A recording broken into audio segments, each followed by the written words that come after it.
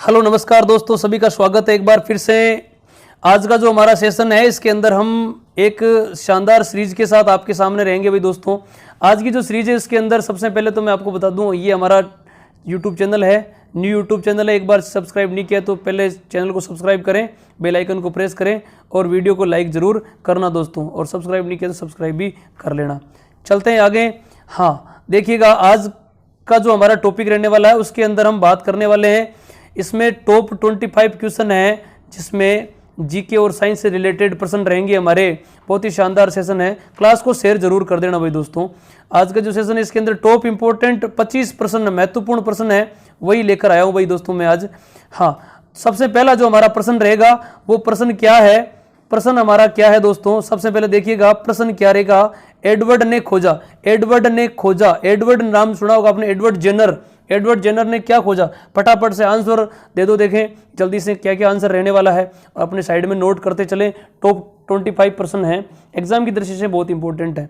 तो पोलियो का vaccine, second है आपका पोलियो का प्रतिरक्षा और बड़ी माता का वैक्सीन और बड़ी माता के प्रति प्रतिरक्षा। तो इसका जो राइट आंसर रहेगा वो आपका डी आंसर रहेगा। क्या रहेगा दोस्तों? D answer. बड़ी माता मतलब चेचक, चेचक जो रोग है उस चेचक के बारे में बात करते हैं। तो चेचक रोग है, उस चेचक का जो टीका सबसे पहले किसने बनाया था? एडवर्ड जेनर ने सन 1798 में। कब बनाया था? सन 1798 ईस्वी के अंदर बनाया था। और ये सबसे पहले गौ चेचक, ध्यान रखना गाय के अंदर जो चेचक फैली थी उसके बारे में डिटेल करी थी भाई।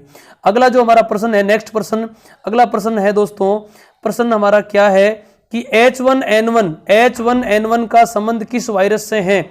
H1N1 का संबंध किस वायरस से है? H1N1 का संबंध किससे है? प्रश्न का आंसर जल्दी से कमेंट दो, देखें। हाँ, H1N1 वायरस, ये आपका जो राइट आंसर रहने वाला है वो किसका है? स्वाइन फ्लू का है। किसका है दोस्तों? स्वाइन फ्लू का। नेक्स्ट प्रश्न है विषाणु द्वारा उत्पन्न रोग, विषाणु द्वारा उत्पन्न जो रोग है वो कौन सा? विषाणु द्वारा उत्पन्न रोग कौन सा है? विषाणु, टाइफाइड, पोलियो, डिप्थीरिया और सिफिलिस। तो यहाँ पर जो राइट आंसर रहने वाला है वो कौन सा रहेगा दोस्तों? पोलियो रहेगा। अगला हमारा प्रश्न नंबर 4 है जो बहुत ही इंपॉर्टेंट है। प्रश्न 4 क्या कह रहा है कि निम्न में से वह रोग जो पानी के प्रदूषण की वजह से नहीं फैलता है। पानी के प्रदूषण से नहीं फैलता। देखो, टाइफाइड फैलता है, पीलिया फैलता है, हेजा फैलता है, लेकिन हिपेटाइटिस जो बी है, ध्यान रखना यहाँ पर जो हिपेटाइटिस बी है ये पानी की प्रदूषण से नहीं फैलता है। ये ध्यान रखना, एसटीडी है। कैसा है भाई? एसटीडी मतलब sexually transfer disease, sexually transfer disease. ध्यान रखना, बहुत ही शानदार सेशन है, क्लास को एक बार शेयर जरूर कर देना, है ना। इसी प्रकार की मैं आपको क्वेश्चन और पीडीएफ लेकर जरूर आऊँगा। हमारा जो चैनल है जनरल साइंस बाय प्रकाश लेगा है, चैनल को सब्सक्राइब नहीं किया तो प्लीज़ सब्सक्राइब जरूर कर लें, है ना। हाँ, यदि आपको पीडीएफ की लिंक चाहिए तो नीचे डिस्क्रिप्शन में मिल जाएगी, पीडीएफ भी आप डाउनलोड कर सकते हैं। आगे देखिएगा दोस्तों, अगला जो नेक्स्ट प्रश्न हमारा है प्रश्न नंबर 5। प्रश्न नंबर 5 कह रहा है निम्न में से कौन सा सेट जीवाणु जनित है? जीवाणु जनित कौन सा है? जल्दी से कमेंट करो, देखें। कोलेरा, टाइफाइड और मम्स, टिटनेस, ट्यूबरक्लोसिस, खसरा। ट्यूबरक्लोसिस, हाँ ध्यान देना, टिटनेस, ट्यूबरक्लोसिस और खसरा। इसमें तो जो राइट आंसर रहेगा वो आपका कौन सा रहेगा? देखिए, जीवाणु जनित वाला डिप्थीरिया, कोड और प्लेग। ध्यान रखना, डिप्थीरिया, कोड और प्लेग, ये दो ऐसे रोग हैं दोस्तों, ये इंपॉर्टेंट रहने वाला है ना। ये आपका इंपॉर्टेंट रहने वाला है भाई। अगला देखिएगा प्रश्न हमारा, नेक्स्ट प्रश्न है वो प्रश्न कौन सा है? प्रश्न नंबर जो हमारा 6 है उस प्रश्न को ध्यान से देखिएगा। प्रश्न नंबर 6 कह रहा है कि कुनेन जो मलेरिया के लिए एक प्रमुख औषधि है वह प्राप्त होती है, कहां से प्राप्त होती है? जल्दी से इसका आंसर आप दीजिएगा। ये एक पौधा होता है जो कि कैसा पौधा है? आवर्तबीजी पौधा। कैसा पौधा है भाई?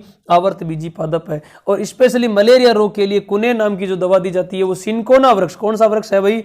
सिनकोना। ध्यान रखना, कौन सा वृक्ष है? सिनकोना वृक्ष की छाल से प्राप्त होती है।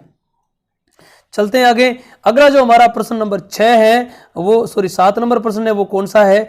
क्षय रोग का रोग कारक है। क्षय रोग का रोग कारक है। क्षय रोग का रोग कारक कौन सा होता है? क्षय का मतलब है टीबी, अरे क्षय का मतलब होता है टीबी। टीबी कहो, काक कहो, यक्ष्मा, क्या कहो भाई? यक्ष्मा कहो, चाहे आप क्या कहो इसको?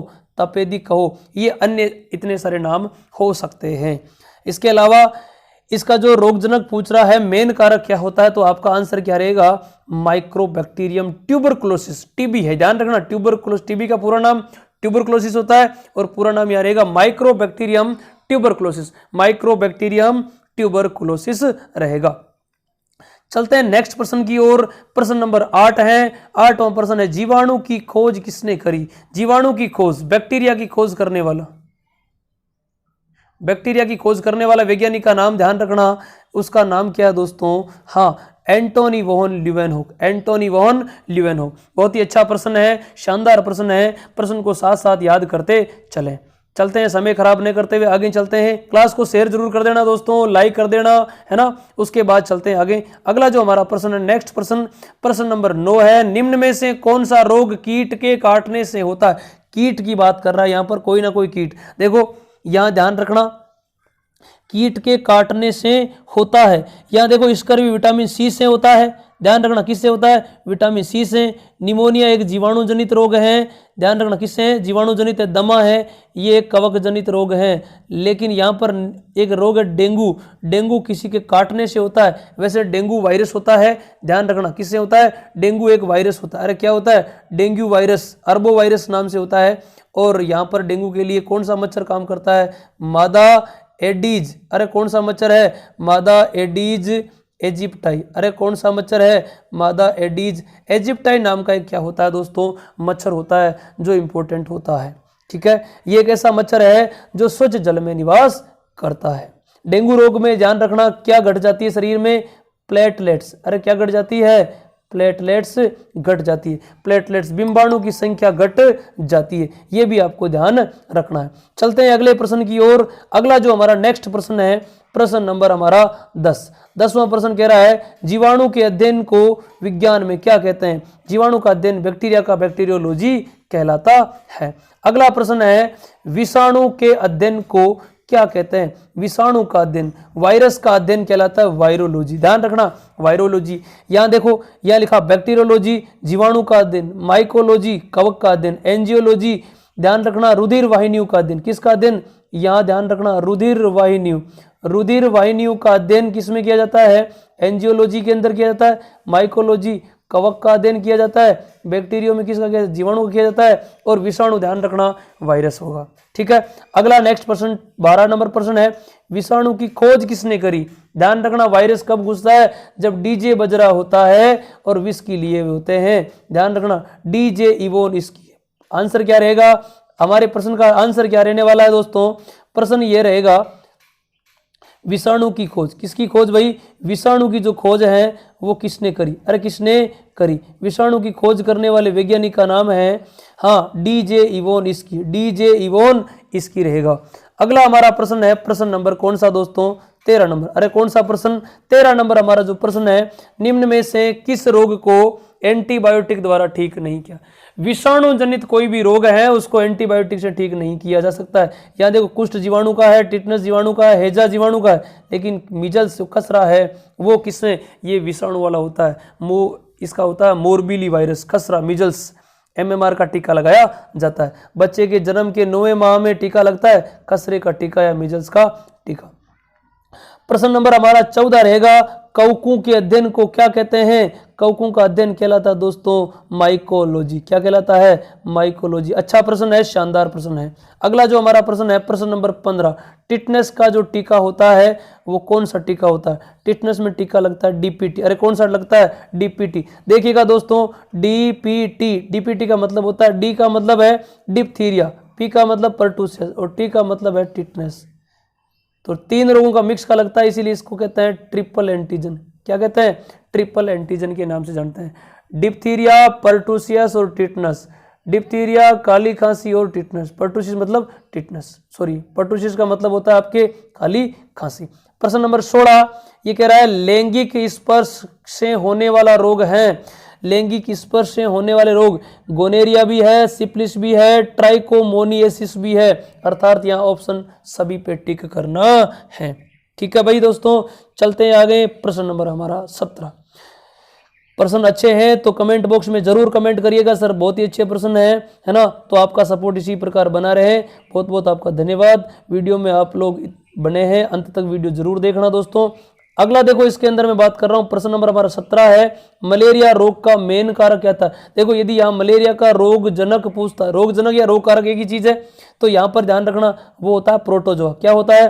प्रोटोजोआ। या वाहक का नाम पूछता तो ध्यान रखना हम क्या लिखते, मादा एनाफ्लीज। अरे कौन सा मच्छर लिखते? मादा एनाफ्लीज नाम का मच्छर होता है वो लिखते, है ना। यहाँ पर लिखा हुआ प्रोटोजोआ, तो क्या लिखेंगे भाई? परजीवी प्रोटोजोआ द्वारा होता है। मलेरिया रोग में ध्यान रखना आरबीसी की संख्या घट जाती है। मलेरिया में दवा दी जाती है, वो कौन सी दवा होती है? कुनेन दवा दी जाती है। कौन से वृक्ष से प्राप्त होती है? सिनकोना वृक्ष की छाल से प्राप्त होती है दोस्तों। चलते हैं आगे, तो छोटी सी एक शायरी भी आपको बना सुना दूं दोस्तों। अरे ना शोक है छिपाने का, ना शोक है दिखाने का, ना शोक है छिपाने का, ना शोक है दिखाने का। अरे हम तो माँ सरस्वती के लाडले हैं, ये ठरका उसी के ठिकाने का। दोस्तों इसी के साथ आप क्लास को शेयर जरूर करना दोस्तों, है ना। बने रहिएगा अपने साथ, बहुत ही शानदार क्वेश्चनों के साथ हम आगे चलते हैं। प्रश्न नंबर हमारा 18 है, काली खांसी जिसको कुकर खांसी कहते हैं, और मारवाड़ी भाषा में ध्यान रखनी है दोस्तों, इन बोलिया करे गंडक दासी। कहीं बोलिया करे दोस्तों? गंडक दासी भी बोलते हैं। कुत्ता खांसी, कुकर खांसी, पर्टूसियस भी कहते हैं। तो ध्यान रखना पर्टूसियस का नाम आते ही आपका दिमाग सीधा कहां जाएगा? बोर्डिटेला पर्टूसियस, बोर्डिटेला पर्टूसियस। देखो साल्मोनेला टाइप ये टाइफाइड का है, पास्चुरेला पेस्टिस ये प्लेग का है, विब्री देखो ध्यान रखना ये किसका है? टाइफाइड का है। फिर ये पास्चुरेला पेस्टिस किसका है? प्लेग का है। और विब्रियो कोलेरा किसका है? हेजा का है। तो ये किसका बच गया? आपका राइट आंसर कौन सा हो जाएगा? डी हो जाएगा। अगला प्रश्न हमारा 18 प्रश्न है, चेचक। चेचक का मतलब कौन सी माता दोस्तों?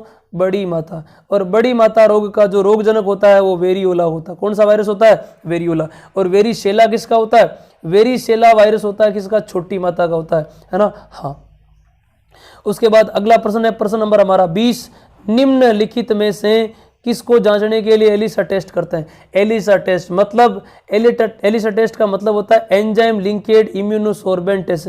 एंजाइम लिंकेड इम्यूनो, ध्यान रखना enzyme linked immunosorbent assay ELISA का पूरा नाम होता है।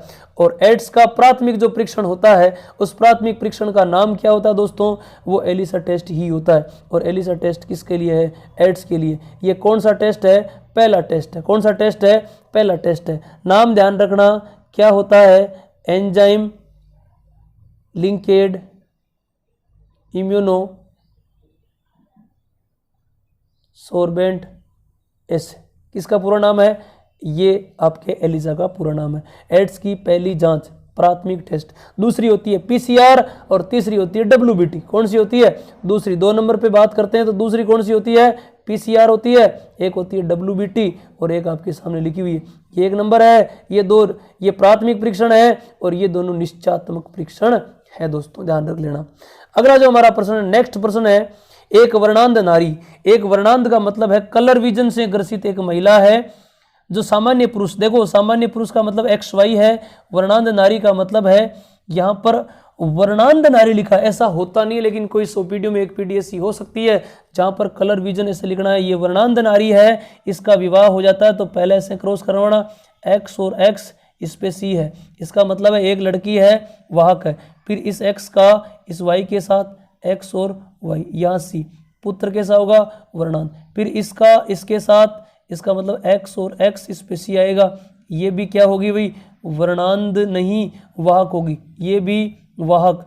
और यहाँ देखो X और Y, ये X ये Y और यहाँ से, तो ध्यान देना एक तो ये आपका ये हो गया, ये लड़के दोनों होंगे, लड़के दोनों वर्णांध और लड़कियां दोनों वाहक। देखो यहाँ लिखा हुआ है वर्णांध पुत्र और वाहक पुत्रियां, वर्णांध पुत्र पुत्रियां, वर्णांध पुत्रियां और सामान्य पुत्र। तो यहाँ आपको देखो इसको देखना, आपको ये देखो दोनों लड़कियां वाहक है, जिस एक जीन देखो यहाँ पर कलर विजन का जो जीन आ रहा है ये एक X पर आ रहा है, इसका मतलब वाहक है। पुत्रियां दोनों क्या है भाई? वाहक है। पुत्र दोनों, ध्यान रखना Y गुणसूत्र भी इसका जीन नहीं होता, X पे होता है, इसलिए XY देखो यह वहां पर वर्णांध। ऑप्शन नंबर 1 इसका राइट आंसर हो जाएगा, वर्णांध पुत्र और वाहक क्या हो जाएगी दोस्तों? पुत्रियां हो जाएगी। अगला देखिएगा प्रश्न हमारा है डाउन सिंड्रोम। डाउन सिंड्रोम वाले बालक में ये एक गुणसूत्री विकार है, मैंने आपकी ऑफलाइन क्लास में, ऑनलाइन क्लास में, लाइव क्लास में भी मैंने बात करी थी। देखिएगा यहाँ पर डाउन सिंड्रोम, डाउन सिंड्रोम का मतलब है कौन से गुणसूत्र? 21वें गुणसूत्र की क्या हो जाती है? पुनरावृत्ति हो जाती है। 21वें गुणसूत्र की पुनरावृत्ति कहलाते हैं मंगोलिजन मूर्ख, मंगोलिज्म मूर्ख या मंगोलियन मूर्ख कहलाते हैं। गुणसूत्रों की संख्या 47 होती है। यहाँ पर एक्स वाई एक्स देखो लिखा हुआ है, तो यहाँ इसका ऑप्शन के अकॉर्डिंग आंसर क्या हो जाएगा, एक एक्स गुणसूत्र की या वाई गुणसूत्र की जो भी है, यहाँ पर क्या हो रही है, पुनरावृत्ति हो रही है। ऑप्शन के अकॉर्डिंग क्या लिखेंगे इसे, यदि गुणसूत्र पूछता तो टोटल कितने लिखते, 47 लिखते दोस्तों। चलते हैं नेक्स्ट प्रश्न की ओर। हमारा नेक्स्ट प्रश्न बहुत ही अच्छा प्रश्न है। निम्न में से कौन सा एक आनुवांशिक रोग लिंग सहलग्न है। लिंग सहलग्न जो रोग होता है वो आपके यहाँ इनमें से कौन सा होगा भाई, हीमोफीलिया। हीमोफीलिया लिंग सहलग्न एक्स सहलग्न रोग है और परिणामता भी एक्स सहलग्न होता है, ध्यान रखना है ना। हीमोफीलिया जिसको क्या कहते हैं, शाही रोग। अरे कौन सा रोग कहते हैं, शाही रोग भी कहा जाता है भाई दोस्तों। नेक्स्ट प्रश्न है मियादी बुखार। मियादी बुखार है, ये आता है दोस्तों टाइफाइड को कहते हैं। इसी का ही दूसरा नाम है आंत्रजवर। अरे क्या नाम है, आंत्रजवर, और ये एक जीवाणु जनित रोग है। साल्मोनेला टाइफी नाम का इसका क्या होता है दोस्तों, बैक्टीरिया होता है। और आज का हमारा अंतिम प्रश्न है, बहुत ही अच्छा प्रश्न है, और कमेंट में फटाफट कमेंट कर दीजिएगा। न्यूमोनिया रोग, ये न्यूमोनिया लिखा है, निमोनिया क्या है भाई दोस्तों, न्यूमोनिया। अरे निमोनिया होता है ना, हाँ निमोनिया का ध्यान रखना। हाँ निमोनिया जो रोग होता है ये आपके शरीर में जीवाणु जनित बीमारी है। और निमोनिया रोग में सबसे ज़्यादा कौन प्रभावित होता है, फेफड़ा। अरे कौन, फेफड़ा, अर्थात यहाँ पर श्वसन तंत्र। कौन सा तंत्र दोस्तों, श्वसन तंत्र प्रभावित होता है। आज का जो हमारा सेशन था बहुत ही शानदार सेशन हुआ। कैसी हमारी क्लास लगी, फटाफट से नीचे कमेंट बॉक्स में कमेंट कर दीजिएगा दोस्तों। सभी का एक बार स्वागत, धन्यवाद। चैनल को सब्सक्राइब नहीं किया तो सब्सक्राइब कर देना, और शेयर नहीं किया तो शेयर कर देना, है ना। बिल्कुल नया आपका यूट्यूब चैनल है, आपका प्यार इसी प्रकार बना रहे दोस्तों। आपका बहुत बहुत आभार। जय हिंद दोस्तों। फिर मैं इसी अगले प्रश्न 20, 25 या 25 प्रश्न में आगे लेकर आ रहा हूं, और शानदार आपके सामने पीडीएफ मिलेगी आपको। अच्छे अच्छे प्रश्न है, अपना आंकलन करो कि मैं कितना कर सकता हूं, मैंने 25 में से कितने प्रश्न मुझे आ रहे हैं या नहीं आ रहे हैं। कमेंट बॉक्स में कमेंट जरूर करिएगा, और आगे बताइएगा कि मैं कौन से टॉपिक पर वीडियो बना के लेकर आऊँ, है ना। तो दोस्तों आपका इसी प्रकार का सहयोग बना रहे, आपका बहुत बहुत आभार, धन्यवाद दोस्तों। पीके स्टडी पॉइंट कुचामन सिटी की ओर से आपका बहुत बहुत स्वागत। Channel YouTube channel general science भाई प्रकाश लेगा की ओर से भी आप सब लोगों का स्वागत, तहे दिल से शुक्रिया दोस्तों। तो मैं अब टॉपिक बाय टॉपिक आपको वीडियो प्रोवाइड करवा दूंगा। बिल्कुल इसी प्रकार आपका सपोर्ट बिल्कुल बनाए रखिएगा, और आपका सपोर्ट ही सब कुछ है। आपके बिना हम कुछ नहीं कर सकते, तो आप अपना प्यार दिखाइएगा, हम अच्छे से अच्छा करते जा रहे हैं दोस्तों। Thank you. आज का जो हमारा वीडियो है, आज का जो सेशन है हमारा, वो बस इतना ही दोस्तों। तो इसके बाद में हम नेक्स्ट जो हमारी क्लास होगी उसके अंदर बाकी बचा हुआ 25% है उसको लेकर